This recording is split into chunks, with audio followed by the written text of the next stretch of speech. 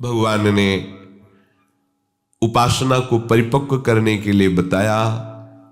पवित्र भूमि में पवित्र आसन में बैठ करके, आसन समान होना चाहिए, मेरुदंड सीधी होनी चाहिए, शरीर चंचलता रहित होना चाहिए। फिर आप चाहे नाम ध्यान में हो या रूप ध्यान में हो या मानसिक सेवा में हो, तब पहले शरीर को स्थित करो, मन को एकाग्र करो और पवित्र स्थान में बैठ करके, न ऊंचा न नीचा, सम होना चाहिए। आगे प्रभु कह रहे हैं, तत्रैकाग्रम मनः कृत्वा यत चित्तेन्द्रिय क्रिया उपविश्यासने युञ्ज्याद्योग मात्म विशुद्धये। आसन पर उपासक बैठकर चित्त और इंद्रियों को क्रियाओं से रहित करे, मन को एकाग्र करे और अंतःकरण हमारा पवित्र हो रहा है ऐसा चिंतन करते हुए, जो आपको नाम मिला है, मंत्र मिला है, रूप मिला है, उसमें तन्मय होने की चेष्टा कीजिए। प्रारंभ में ऐसा ही हर उपासक करता है। आगे चलकर ये तन्मयता उठते बैठते, चलते फिरते, खाते पीते, क्रियारत या निष्क्रिय, सब अवस्थाओं में अपने आराध्य देव के ध्यान में ही मगन रहता है। एक सेकेंड के लिए भी कभी अपने आराध्य देव का ध्यान नहीं छूटता है। उपासना की परिपक्व अवस्था में ऐसा भाव होता है, ऐसी स्थिति होती है कि भारी से भारी भीड़ में व्यवहार के कार्यों में रत होते हुए भी एक क्षण के लिए भी अपने प्रीतम का ध्यान नहीं छूटता है। यह आया भजन से, सेवा से, प्रभु की शरणागति से, प्रभु की आराधना से।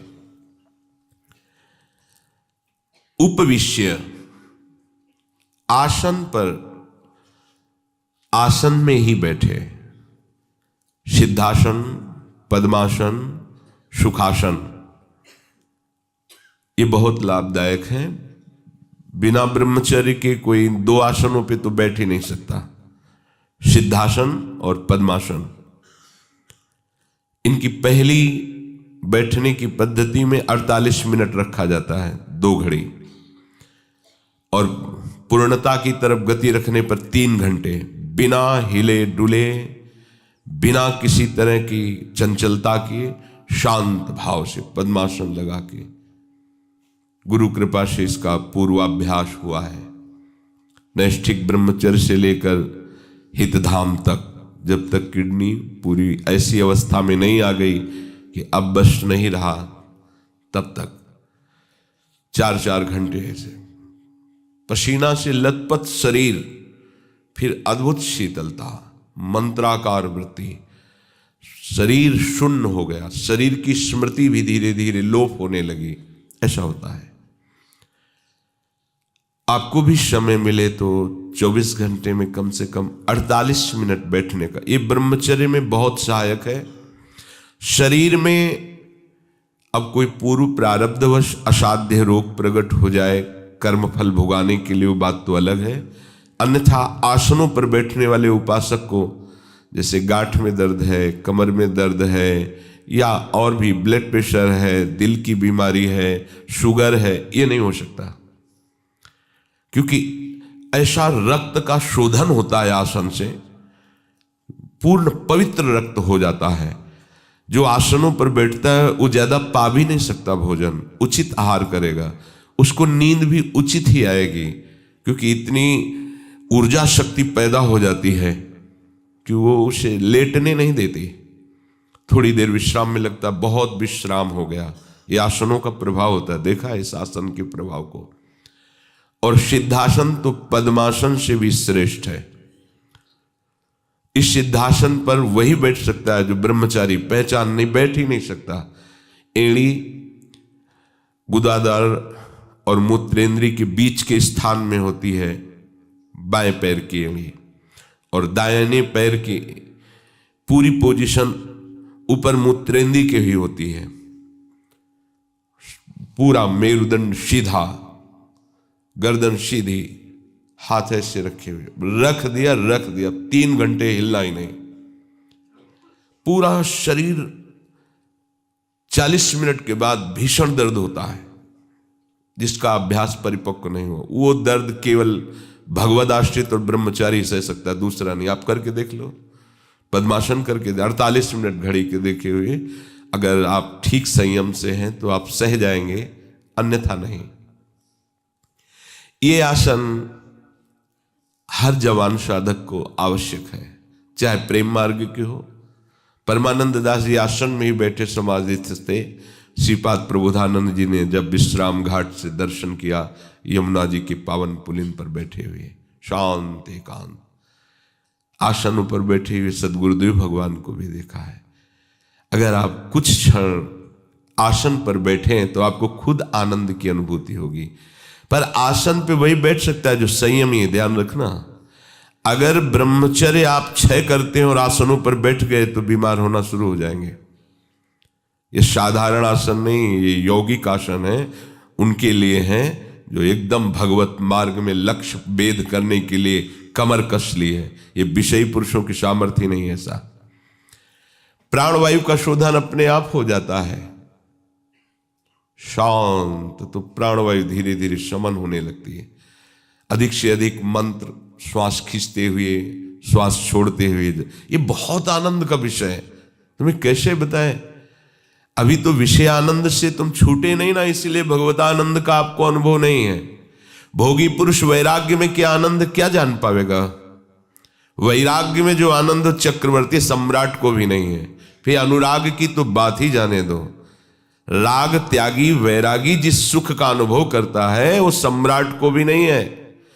और जो वैराग्य के ऊपर अनुराग में स्थित है, 14 भुवनों का स्वामी होने पर भी उसको सुख नहीं मिलेगा जो अनुरागी को सुख मिलता है। एक क्षण में जो भगवत प्रेमी महात्मा को सुख मिलता है तो उसके एक क्षण के सुख के समान सोचो। ऐसे ही महापुरुष के लिए गोस्वामी जी ने लिखा है, तात स्वर्ग अपवर्ग सुख धरी तुलाए कंग, तूल न ताहे सकल मिल जो सुख लव सत्संग। लव मात्र के समय में यदि ऐसे भगवत प्रेमी महात्मा का संग मिल जाए तो उसके सामने स्वर्ग और मोक्ष क्या, फिर उस महात्मा को कितना सुख होगा अभी आप अनुमान भी नहीं लगा सकते, क्योंकि विषयानंद ही आपका लक्ष्य है।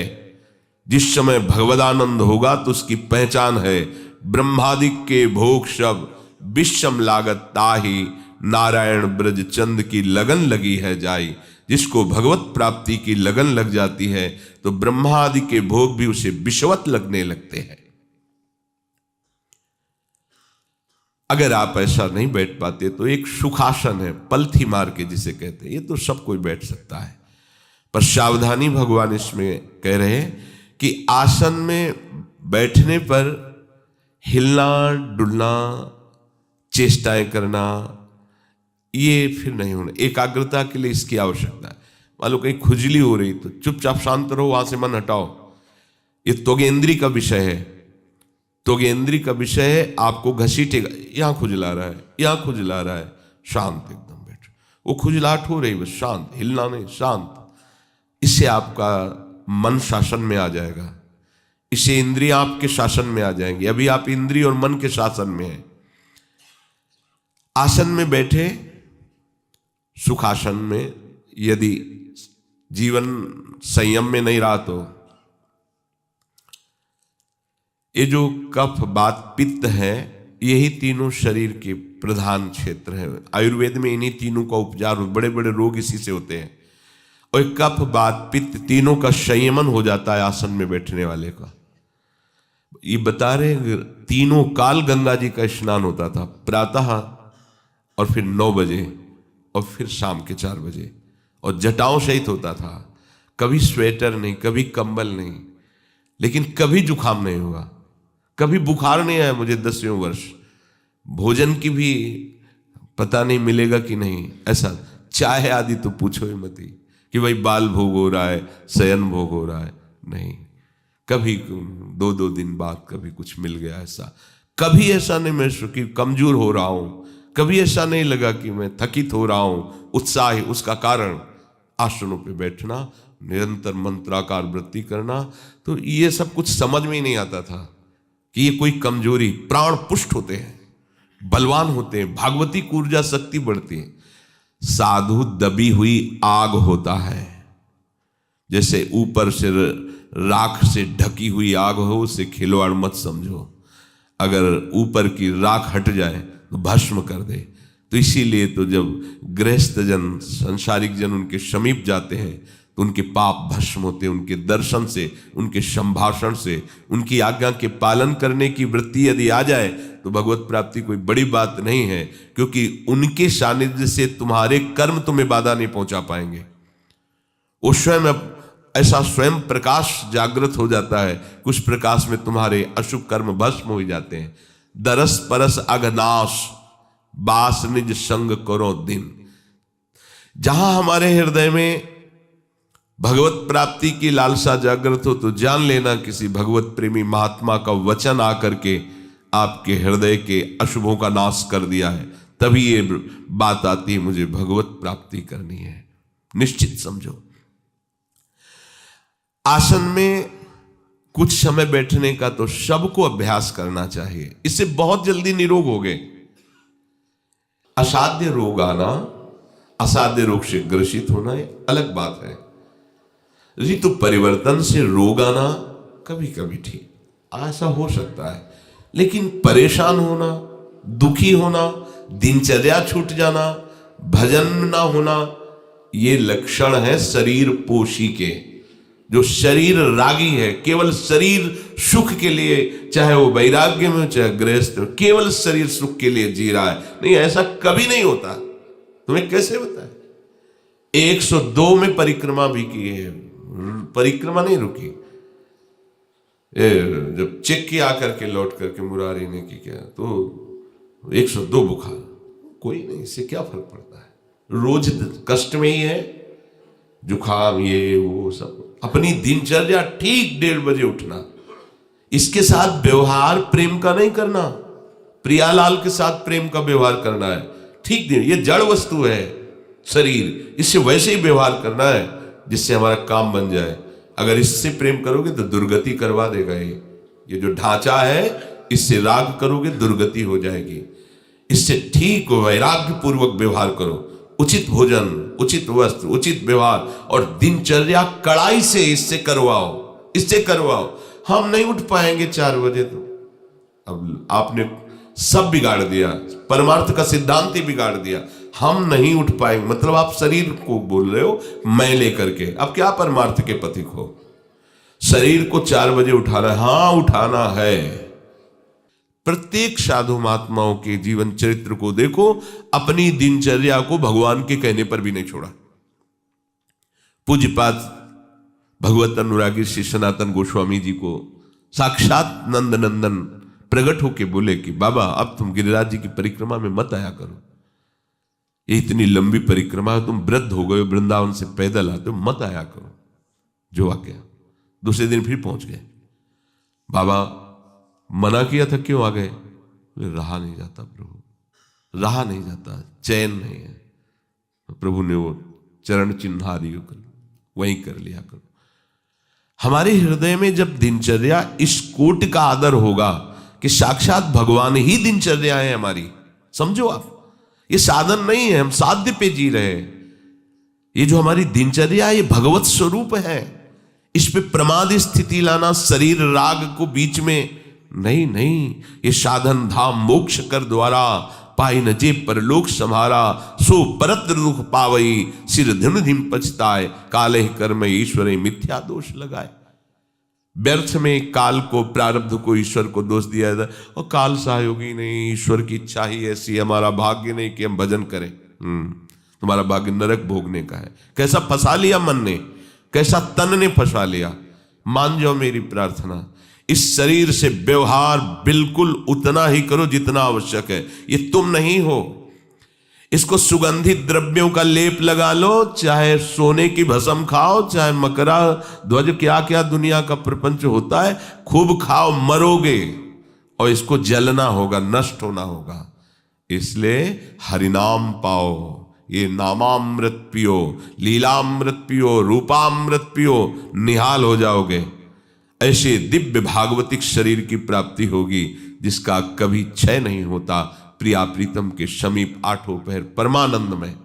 इससे व्यवहार मत करो ज्यादा, व्यर्थ में अपने शरीर को दुर्गति की तरफ तुम ले जा रहे। ये जड़ वस्तु है, चाहे जितना इसको दुलार करो तुम्हारा कभी हो ही नहीं सकता। ये बेईमान है, मान लो मेरी बात।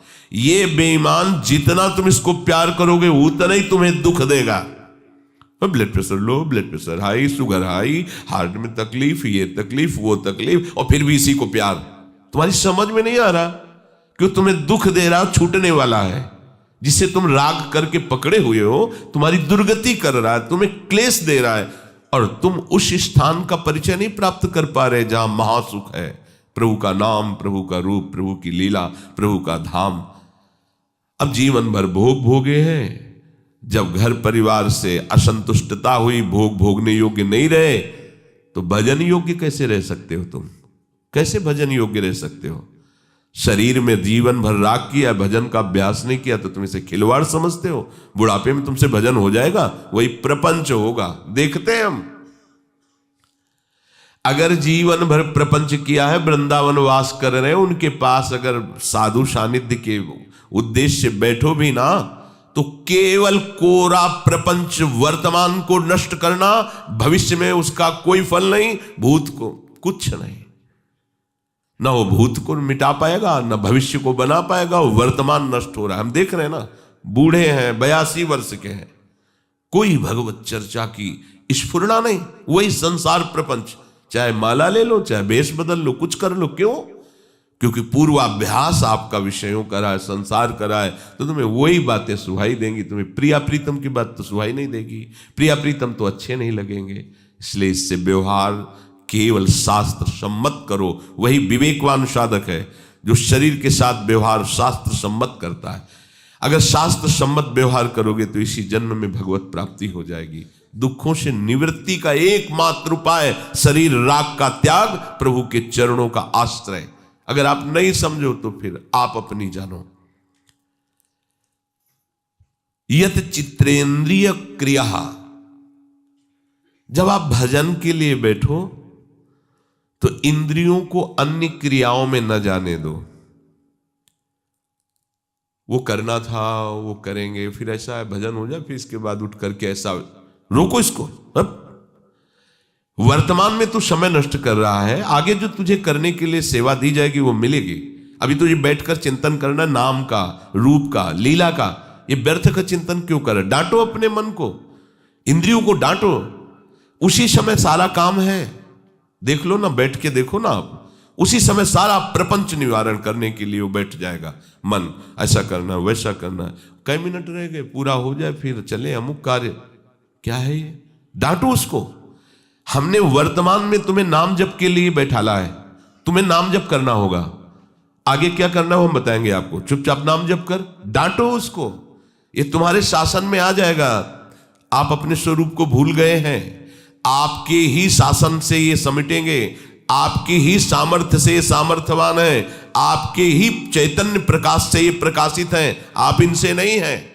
सब कर परम प्रकाशक जो ही आपका वो स्वरूप है जो इंद्रियों को, मन को, अंतःकरण को, बुद्धि को, स्वभाव को, सबको पावर दे रहा है। आपके ही पावर से वो आपको भ्रम में डालकर नष्ट कर रहे हैं। इस भ्रम को मिटाओ। जास कृपा सब भ्रम मिट जाई, गिरजा सोई कृपालु रघुराई। बहुत बड़ा है भ्रम बैठ गया है। शरीर, मन, इंद्रियां, इन पर उपासक का अधिकार होता है, वही उपासक कहा जाता है। शरीर, मन, इंद्रियां जिस पर अपना अधिकार रखती हैं उसे विषयी और संसारी कहते हैं। शरीर, मन और इंद्रियों पर जो अधिकार रखता है उसे साधक कहते हैं। शरीर, मन, इंद्रियां जो भगवदाकार को प्राप्त हो जाती है उसे सिद्ध कहते हैं। जब आप भजन में बैठे, जब आप ध्यान के लिए बैठे, तो व्यवहार में जाने वाले मन और इंद्रियों को रोकने की चेष्टा करें। जब आप भजन मार्ग में चलेंगे तभी तो आप जान पाएंगे कि मन जा रहा है, इंद्रियां जा रही। नहीं, किसको पता है? मन और इंद्रियों में ही विचरण करता रहता है, पता ही नहीं पाता कि मन हमारा कब कहां ले गया। एकाग्रम मनः कृत्वा, सबसे बड़ी सिद्धि है ये। जो कार्य करो उसमें एकाग्र होकर के करो, तन्मयता पूर्वक करो। मन को एकाग्र कर लेना वर्तमान के कार्य में, यही उपासक का बल है। ध्यान देना, इसकी चाल होती है। जब आप वर्तमान में इसे नाम में, मंत्र में, ध्यान में लगाएंगे, तब या तो भूत में भटका देगा या भविष्य के लिए चिंता करवाने लगेगा। ध्यान दीजिए, भूत में जो हुआ है उसका चिंतन ला ला करके सुखी दुखी करेगा, या आगे जो करना है उसकी कल्पना कराता रहेगा। और जो चतुर सावधान साधक नहीं है तो इसी में समय पूरा हो जाता है। माला हाथ में चल रहा है, आंख मूंदे बैठा है और पूरा दुनिया का प्रपंच चल रहा है। आप उपासक हैं, संयम से रहेंगे तो आप इन चोरों को पकड़ पाएंगे। एक बार सदगुरुदेव भगवान ने कृपा करके बताया, लाडली कुंज में थे, तो उनका साधक ये बार बार परेशान होता रहता है। अरे प्रियाजू के नाम जप को करके देखो, हाथ जोड़कर खड़े मिलेंगे तुम्हें, काम क्रोध लोभ मोह मद मत्सर, ये तुम्हारे इशारे पर डोलेंगे, तुम इनके इशारे पर नहीं डोलोगे। ये सब भागवतिक हो जाते हैं। बोले ऐसे दिखाई देता है, ये काम है, ये क्रोध है, ये लोभ है, ये मन है, ये बुद्धि है, ये चित्त है, ये इंद्रियां है, इनकी ये चेष्टा, एक छोटी सी भी हरकत सामने दिखाई देती है। वही उपासक है। गुरुजनों के वचन तभी हम समझ सकते हैं जब हम उनकी आज्ञा के अनुसार जो उन्होंने मंत्र उपासना दिया उसमें तन्मय हो। कितनी भी खास बात हो जाए, आपका उससे कल्याण नहीं होगा। कल्याण होगा पकड़ने से। अगर आप 14 जगह बातें सुनते हैं तो सबकी मति भिन्न भिन्न, भले वो भक्त हो उपासक हो, सबकी अंतःकरण की स्थिति अलग है। नहीं जान सकते तुम किसी उपासक की बाहरी चेष्टा से। अब वो अगर ईर्ष्या द्वेष से युक्त है तो आपके गुरु के वचनों को ही हल्का करके आपको बता देगा। बुद्धि की कला है। अब आपको अपने गुरु वचनों पर विश्वास नहीं, शास्त्र वचनों पर विश्वास नहीं, तो उसके वचन से क्या हो जाएगा जिसके हृदय में ईर्ष्या है। कंचन तजना सहज है, सहज तिया का नेह, मान बड़ाई ईर्ष्या दुर्लभ तजनाए। अपने सदगुरुदेव के वचन अकाट्य, उसके लिए किसी से प्रश्न करने की जरूरत नहीं है। अगर समझना है तो उन्हीं से केवल समझना है, और विश्वास करके चल दो तो तुम्हें समझने की जरूरत नहीं पड़ेगी। आगे सब समझ अपने आप प्रकाशित हो जाएगी। बड़ा दुर्भाग्य है जो इधर उधर भटकना, इधर उधर प्रश्न करना, इधर उधर खोज करना, ये बड़ा दुर्भाग्य है। वो धन्य है जिन्होंने भगवान की जो वचन एकाग्रम मनः कृत्वा, अपने गुरुदेव की आज्ञा और उपासना पर तन्मय हो गए। कल जो चर्चा हुई थी उसमें था अपने गुरुदेव और अपने आराध्य देव के समान किसी को भी नहीं विराजमान करना। उनकी आज्ञा ब्रह्म वाक्य है। मोक्ष मूलम गुरु कृपा, उनकी कृपा ही हमें मोक्ष पदवी में स्थित करेगी। उनका हर वाक्य हमारे लिए मंत्र है। मंत्र मूलम गुरु वाक्यम।